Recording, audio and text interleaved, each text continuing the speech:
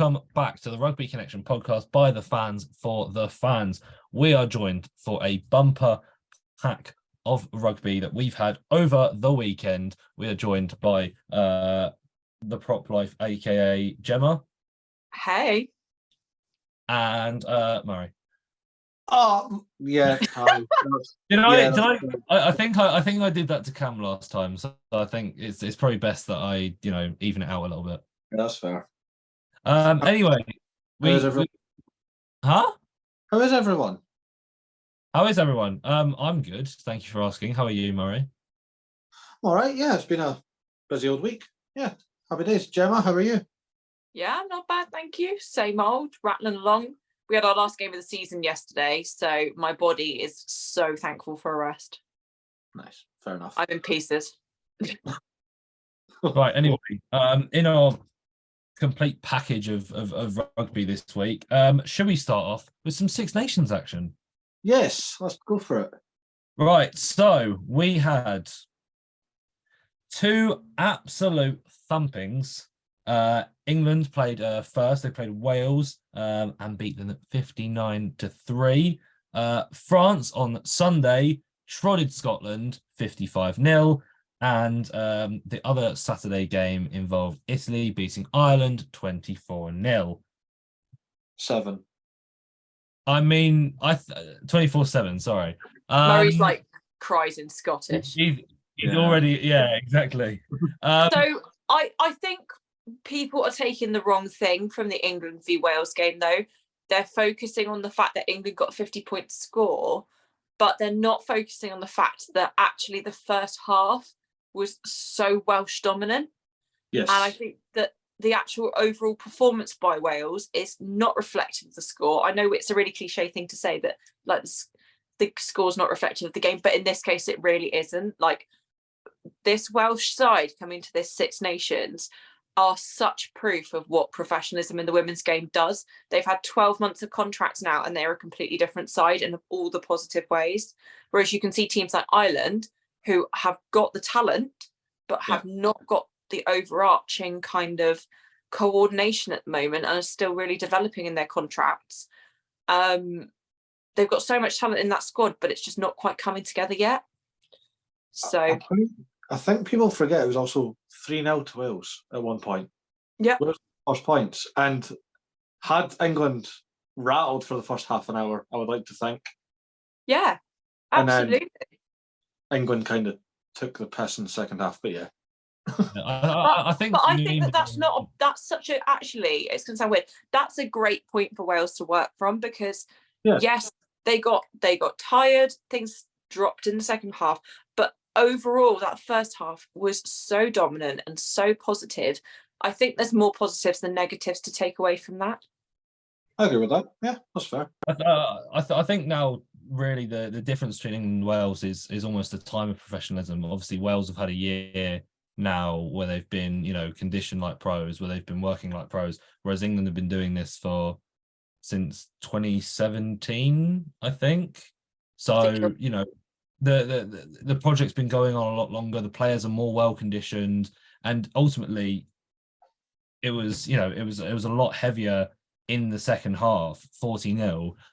And you'd see that through their fitness. They're seeing themselves out through games, whereas Wales weren't. But I think this thing will only improve with time. It's not an ability issue. It's just how long can you build the project for?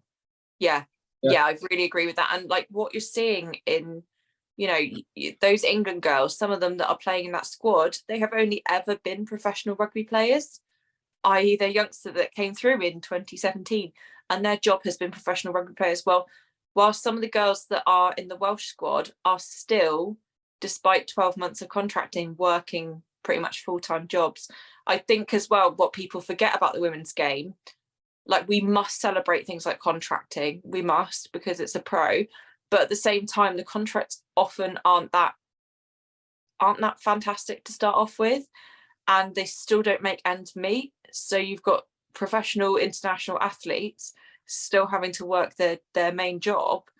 There's a lot going on that people don't see for these international athletes in the women's game, and I think people kind of often go, oh, well, they're contracted now, it's fine. Actually, it's not still fine. So there's a lot going on still. That's fair. Can we just talk about how good Cecilia Tuipulotu is, bearing in mind she's only 19? That's ridiculous. Phenomenal. And what she's brought as well is such a nice energy to the Welsh squad. Yeah, no, she's lovely. I mean, I got to present the player of the match to her. Yes, and she was just so nice about it. And she may or may not be coming to RCP soon. So there you go. We hope so. She's lovely. I met her at Gloucester a few weeks ago. And I really like her. I think then she's a Gloucester player. She's fantastic at Gloucester as well, and she does exactly the same thing. She just trundles in, takes the ball in, carries hard, and I wouldn't want to be defending against her. No, I'm all right. I wouldn't do it. Like she's like tackling a breeze block. Like she's on her way, and you are not stopping her. You know. Shall we move on to the other game on Saturday, where Italy got a big, massive bonus point win over Ireland? Exactly. I mean, you know, if we're talking games that aren't England and France games, you know, obviously talking something that's much tighter, which gives, you know, which is lovely to see, at least with 2 transfers on a weekend. But Italy, you know, are still a very, very good side. Yeah, there's immense talent in that squad. I think what you've got in the Italy squad that's sometimes limiting is you've got the girls that have been around for a really long time, like B. Rigoni, who's on like over 60 caps. But then you've got the really new youngsters coming in. And when they work like they are phenomenal. But just at some points, there's still a little bit of disconnect, I feel almost. And that's, again, what we're seeing in the Ireland squad is there is so much talent and there are some really lovely players, old and new, but they're just a little bit disconnected at the moment. I think that when the dots will connect for Ireland, that squad will be really powerful. I agree with that. Yeah, that's fair. But I suppose I was about to say, I suppose the main headline, at least now, is we're now setting up for the final round. That is going to be the eventual England-France game. I mean, you know, how exciting a prospect will that be, a final day decider against 2 of the top 3 teams in the world? It's going to be insane. I'm going to be there, doing content and everything. At Twickenham as well, yeah.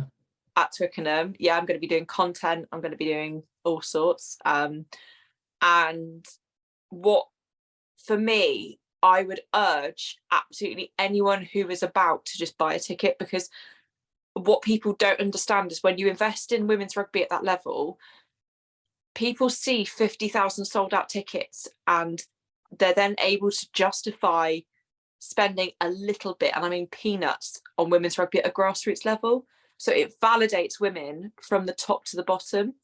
So if we get 50,000 people at Twickenham, I play champs too. That validates the RFU paying my coach fare for a season. Like, it sounds really stupid, but it validates spending at every level. It validates why we have an inner warrior league to develop new women's teams. It's just, it validates, and it's also such a middle finger up to the people that just are still in 2023 making just the most unnecessary comments and the stuff that makes us all so tired. You know, I'm sure you guys have heard about all the stuff coming out about the IRFU. I was just going to say, shall we address the elephant in the room there?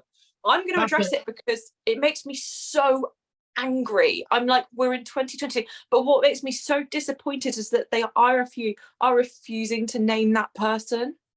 Yeah. Name and shame. It just makes me so angry.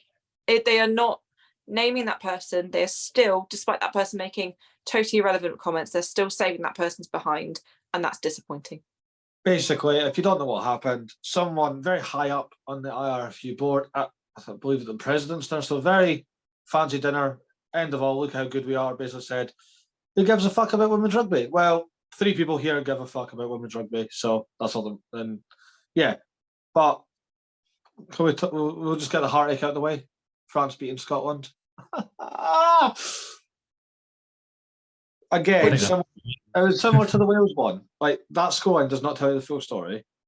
Scotland were everywhere but the try line in the first half.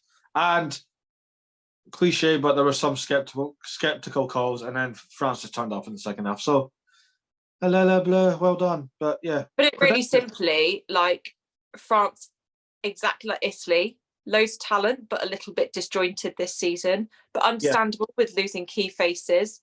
And then Scotland, so much talent, so much heart, but just not quite putting it all together yet. But the pieces are there. It's just, I think, a little bit more time, a little bit more direction with Scotland. It's there for them. Out of every team in that Women's Six Nations, the one I'm always championing is Scotland. So this is why I like Jemma. This is why we keep Jemma. Jemma, would you like to be part of your first predictions in RCP? I don't think you've ever done predictions with. I've never done predictions before. Let's do predictions. Well, we have. There's no break again, so that's men take note. You only need one break. Yes, we don't need 2 breaks in the Six Nations. It's stupid. Anyway, round 4 of the TikTok Six Nations begins at Musgrave Park, where Ireland host the Red Roses. Predictions, Harv, I'll go with you first. Yeah, I mean, I hate to say it, but England by 50. Fair. Jemma? I'm going to be generous and say 357. Okay. The 3 points is the generous bit. Ireland 3, England 57. I'm going to say England by 65, and that sounds brutal, but yeah, I just think it's just going to take off and go for it. Abby Dow's going to say 5, and I'm going to have her as my captain next week because I've buggered it again this week, and I'm hating it. Sarah Byrne's going to palm off like 9 people and score 3 tries. It's going to be phenomenal. That sounds about right. I love it. On to the later game on Saturday at the Dam, Health, my favourite stadium, going. Scotland, host at Italy. I'll be there loud and proud. Back your team. I'm going Scotland by 8. I think this is the round we get it done. I just think Italy have the talent edge, if I'm brutally honest. Bad. No, Murray. Listen. I'm gonna go Italy by 14. Oh, yeah, okay. I'll take that because Italy are a good team. I'll accept it. I'll accept it. I know, actually, unfair. I want Scotland to do it so badly, but I think that Italy are just a little bit more with it this Women's Six Nations. And Murray, you can cry in Scottish as much as you like, but I think that I don't think it's gonna be the biggest score gap Scotland have had this Women's Six Nations, but I think it's gonna be something like 21-10 or something like that. So I think that Scotland are going to get a couple of points on the board, but I still think Italy may just do it. I hope you're all wrong. I hope I'm wrong. I want to be wrong. I want Scotland to just get a win. On to Sunday, and this could be a very good fixture. France host Wales. Yeah. I'll let Jemma go first with this one. I'm really excited for this. I think it's going to be really competitive. I don't think it's going to be the biggest scoreline in the world because Wales have turned up to party this Women's Six Nations. I think France are going to do it, but I think it's going to be something like 26-21. Like, I don't think it's going to be the biggest scoreline in the world. Okay. Harv? I think my score difference is going to be a little bit larger. I'm going to go by 17. I'll meet you in the middle. I'll say France by about 13. Yeah, I think that's... Yeah. Anyway. Right. Should we move on? Where would you like to take us, Harv? Well, we also had the return... I say the return. We also had another round of the best league in the world. We had the Premiership. Sorry. Anyway, so we had 2 matches on Friday night. We had Sale beating Bristol 36-20. Bath win a local derby against Gloucester 33-24. Northampton take on Saracens for 38-29. Harlequins get the job done against Newcastle, 48-20, and Leicester have an absolute day in the park against Chiefs, 62-19. I want to talk about that game first because obviously we had a very special player celebrating a very, very special milestone. Chris Ashton, the first ever Premiership player to score 100 tries. Yes, No. and he did that with a Contemplumi celebration in the crowd. Love it. So I haven't seen the Leicester v Chiefs score yet, but I basically asked why the Chiefs put out their second team, and Mr. Prop Life was like, no, this is their first team. I was like, doesn't feel like the first team to me. I don't know. So there was a really, I'm not saying this would have made an ounce of difference because Leicester were just cooking on all cylinders. The stupidest red card I think I've ever seen. Ollie Woodburn already had a yellow card. I don't even remember what for. I don't think I was watching this game. I was watching the Scotland-France game. And he got a red card because I think it was Chris Ashton actually went to dive from the line 5 meters out, and Ollie Woodburn essentially went with him, and it looked like he was lying on top of him. And friend of the show, funnily enough, Carl Dixon said, "No, you can't do that. It's killing the ball. That's like a yellow, which means it's second yellow, therefore red card." And everyone's sitting like, even Parliament TMO was like, no, just a penalty is fine. Nope, yellow card, penalty try, the whole. And even Nigel Owens had to step in and be like, no, that's not right. That's play on. And I'm like, oh well, shit happens. You know it's bad when Nigel comes out of retirement to give his 2p. Yeah. Like, who put 50 pence in him? Yeah, exactly. Exactly. But I have one question for both of yous. Go on then. Is this Leicester's turning point in the season, and AKA will they put up their biggest challenge for the title yet? Yeah, I think this proves that Tigers aren't going out without a fight. They want to keep a hold of their crown. I don't know if they will, but that's a different story. But I think they'll be. I think for me at least, I think we'll see a repeat of last year's final. I'm not saying the same score. Maybe, it could go either way, but I think we will see a repeat of last year's final. Yeah, I'm with you. I'm with you there. I think Tigers will have come out of that win with a whole extra little bit of rocket up there, kind of, a little bit of energy. I think that they're going to come into their next game feeling like we had a 52-point win at my club on Sunday, and I'm coming out of it like, yeah, I could take on the world. So they'll be coming into their next fixture feeling really similar. They'll be knowing what works for them now. They'll know kind of where their weak points are. So I think that they'll be switched on and kind of ready to look forward to the next fixture. But the world stopped turning because Bath won a game convincingly. I was going to talk about 2 games. That's one of them. But Bath won a game. That's actually now a bit strange, really. And they've only got a few more matches until Finn Russell joins them. It's going to be so good. Imagine one of the best flyouts in the world sitting at the bottom of the table.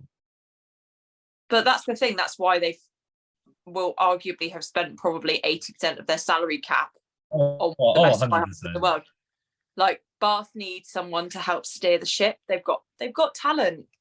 They're not an untalented squad, but they're just very, very generally very uncoordinated. So having someone who literally looks at a team and goes, right, you there, steer over this way, I think that will be a real asset to the next season.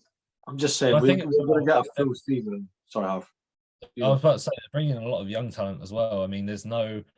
Yeah. Can you think right now of really any leaders in the squad? I couldn't really put one to mind. Could Finn be that man? I mean, they also say you can't have the Maverick as the leader. So I think it'll be a really interesting dynamic to see whether they actually place their captain's armband, so to speak, on him, or whether they just kind of let him do his thing. I don't think they'll necessarily captain him, but I think just his age and experience says a lot. We've got even within my squad, we've got players who are not captains or vice captains, but they're just senior players who have been there for a while and who know rugby.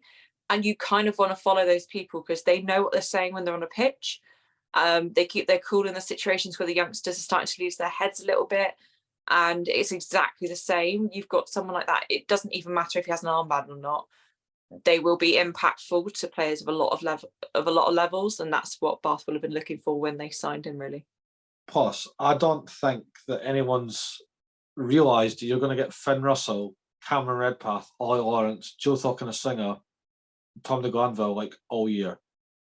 I'm excited to see the Finn Russell violent miss pass to Cock-and-Singer. I'm very excited to see that. It's like having a Duhan all year, essentially. The same size, same ability. Yeah, you know what I mean. Anyway, I suppose we'll move on to probably. I would argue this is probably one of the biggest headlines in the Premiership this week. Northampton took down Saracens. Yeah. In their bid for the. Oh, that was a bit quick, Murray. I mean, Well, I was thinking the same thing, but calm down. No. Yeah. Saints took on Sarries. Sarries an early red card in the 7th minute, and I tell you, the Saints just put it on them. That's Murray trying to look sad. I'm not sad. I'm not sad about Saracens getting. Murray's not the biggest Saracens fan you know. What do you mean? How good is Finn Smith though? Like he is so good. I've got to say he's going to be on my rate. I mean, we've been talking about England 10s for what seems like donkey's years now, and we've almost had another name into the conversation.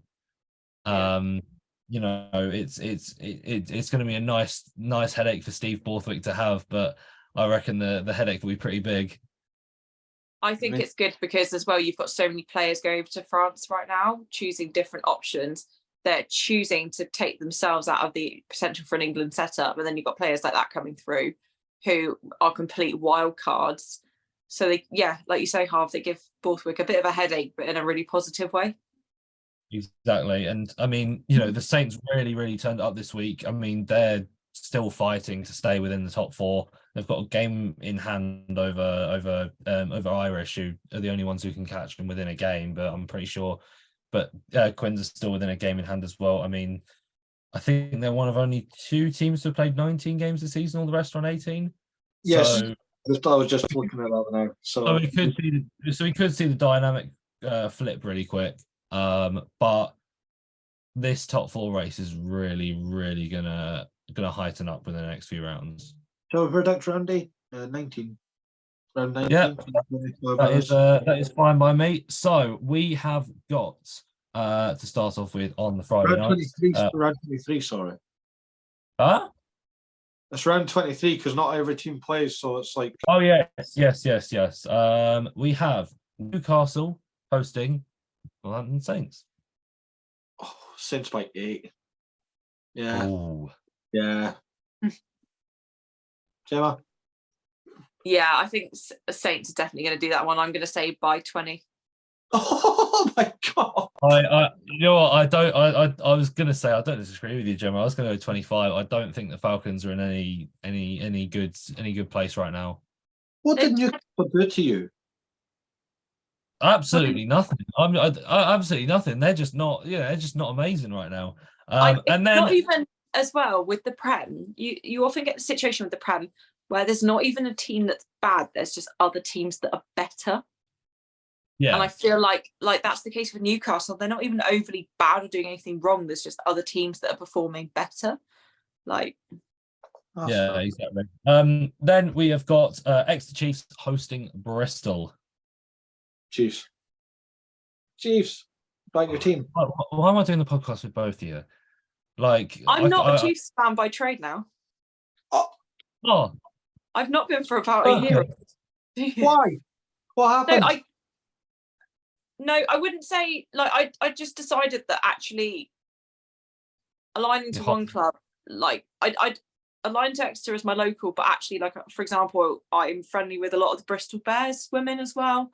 So I felt a lot of alignment to them, and I felt a lot of alignment to a lot of the clubs that the Roses are at, and the Quins women as well. So I kind of was like, I'm going to be rugby neutral.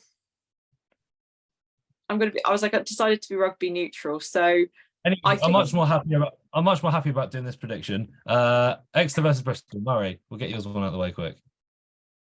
I'll say Exeter by 5. I'll just take a win and get on with it. Not great, but Gemma?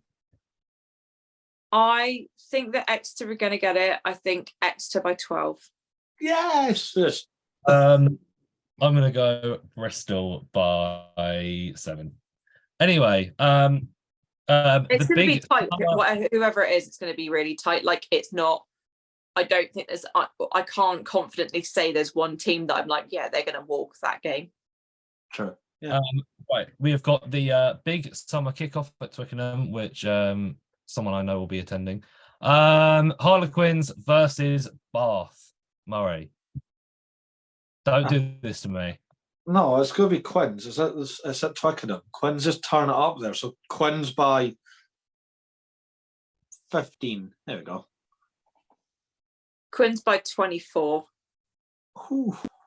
Quins by 40. Oh, we're gonna love it. Anyway, I feel like 40. Harvey's excited for this one.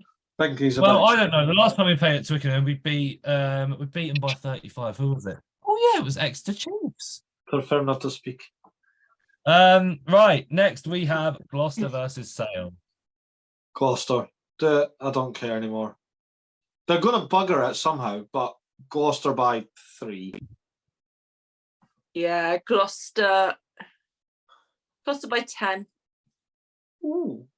I'm only going Sale by 5, but only because they'll score a last minute try and Gloucester will just let it in.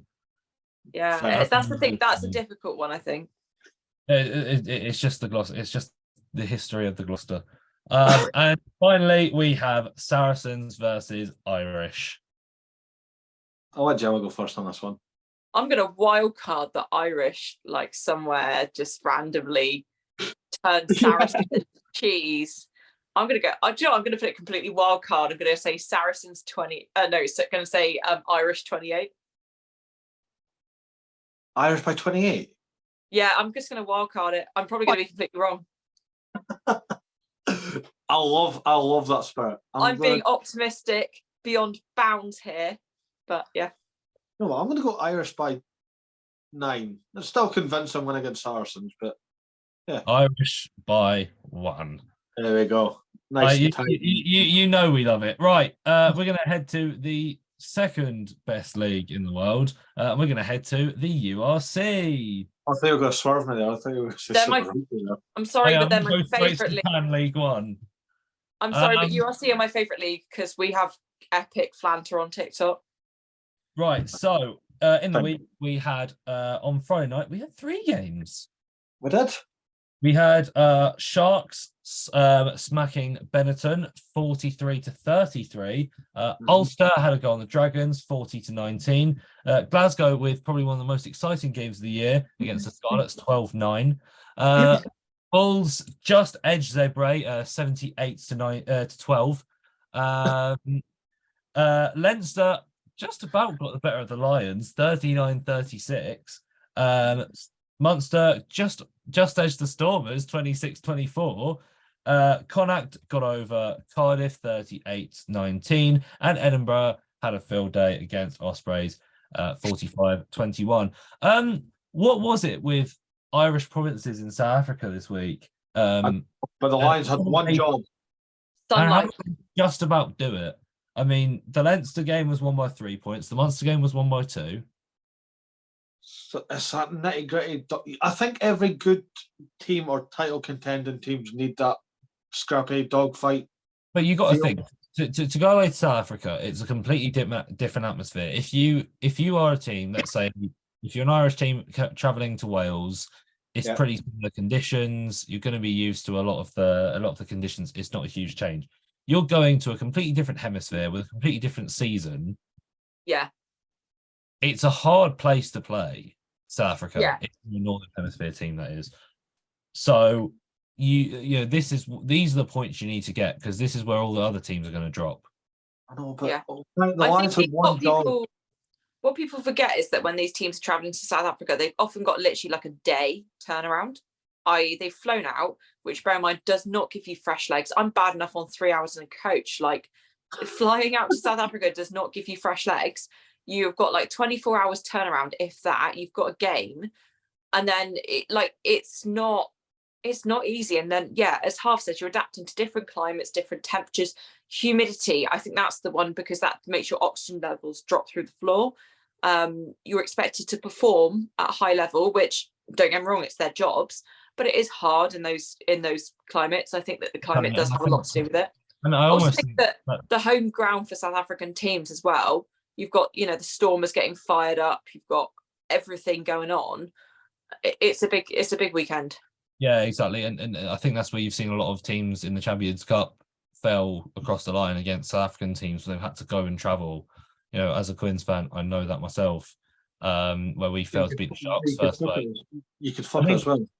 Lad, we travelled in December, you know, and how bollocks freezing was it out there in London, and then we had to go down to 30-degree heat in South Africa. It's tough to play.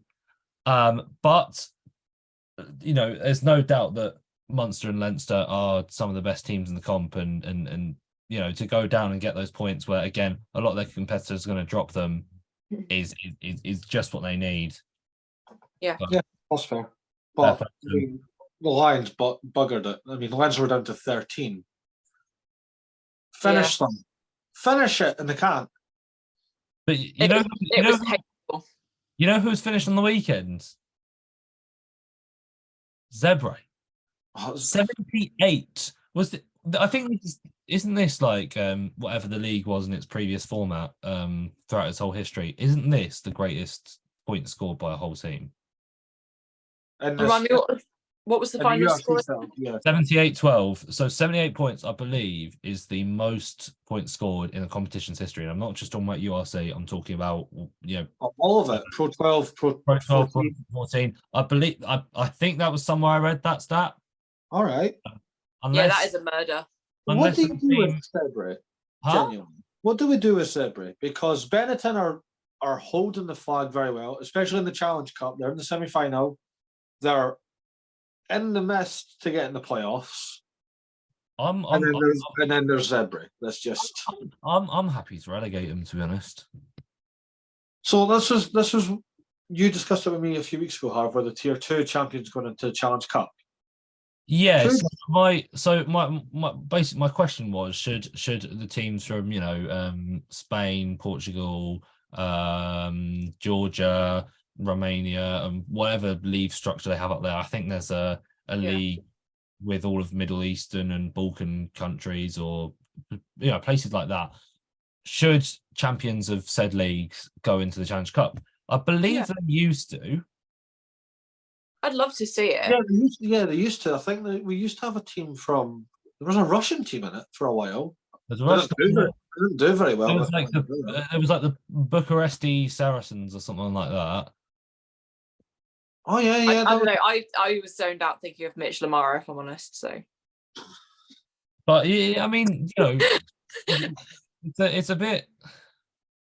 It's strange. I get you. But should we give more of these teams a platform, or will it end up just based like another Zebra? All we have is just one up, one down every single season. But even if it is one up, one down, I think it gives a team that wouldn't necessarily shine a chance to shine. And I think that, I mean, especially if you have a 2 up, 2 down relegation, there's rarely the same team in second place. Rarely. Well, like, yeah. To be fair, if you're doing 1 up, 1 down, and there's obviously Zebra that goes down, they're going to win games. Because they're not. I mean, listen, they've come close. Obviously not this week, but they've come close to some games this season. How long were we talking at the start of the season anyway? That, you know, Zebra just pushed on. They just got unlucky in the last 10, or the team just. I also have such an issue with ring fencing personally, because I think that it doesn't do anything for teams that are at the bottom of that league. They know they can't go down. They know that they're performing. They're not performing for their league. But there's no catch. I mean, the reason why it works well in American sports systems is because there's almost a benefit to finishing last, in which a team can rebuild and stuff like that. In something like rugby, you don't have that. If you finish last, You've just got to do better than you did last season. Yeah, and I don't think that's enough often to shake up a club. It sounds really weird, but like for a team to be consistently bottom of their league, there's something going wrong, not just on the pitch, but at club level with the support, with the training, everything. So I think that having that option to drop down is often enough of a boot up the backside for some clubs to actually provide the infrastructure. And actually, where it's worked well with the Premiership in the past, obviously where we are in the Premiership now, it's a bit of a shitter. But hopefully, it used to be fun. It used to be fun. Now it's now. To be honest, I think I'm complaining more about the Premiership than I'm actually enjoying it. But anyway, we have fixtures next week, I believe. So should we do some predictions? That's fine. Don't ask how my experience was at the game. How did it go, Murray? I expected you guys to lose, but you pulled it back. You did. You actually said Ospreys to win. I did say Ospreys to win, and I didn't actually read it until now that Edinburgh were bloody 14th in the league. Yeah, well, we're up to 12th now, so there we go. It's been a weird season. It's been a write-off of a season, but it was fan appreciation night, and they definitely gave it their all. It was nice. It was fun. Darcy Graham's back on the score sheet, doing the impossible. I mean, we got a bonus point 20 minutes in. That kid's built different. Personal best for me, I had about 9 people come up to me for photos, which is very fun. So, cool. Thank you very much, everyone. We have the last round of URC before the playoffs. So, should we get some predictions in for the last round of the URC before the playoffs? Let's do it. First off, we have 2 games on Friday night. We have Stormers hosting Benetton. Stormers by 12.